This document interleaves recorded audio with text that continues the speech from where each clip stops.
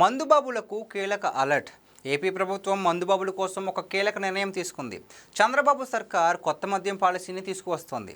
రాష్ట్రంలో ప్రస్తుతం అమలులో ఉన్న మద్యం పాలసీ గడువు ముగింపునకు చేరుతోంది. ఈ నేపథ్యంలో ఆంధ్రప్రదేశ్ ముఖ్యమంత్రి నారా చంద్రబాబు నాయుడు సారథ్యంలోని ప్రభుత్వం కొత్త మద్యం విధానాన్ని రూపొందించి సెప్టెంబర్ 1వ తేదీ నుంచి అమలు చేయాలని కీలక నిర్ణయం తీసుకుంది. ఈ కొత్త పాలసీ మంత్రివర్గ ఉపసంఘం నివేదిక ఆధారంగా రూపుదిద్దుకుంటుంది.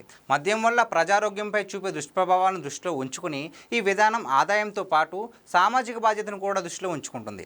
సాధారణంగా మద్యం పాలసీని ప్రభుత్వ ఆదాయ వనరుగా చూడటం జరుగుతుంది.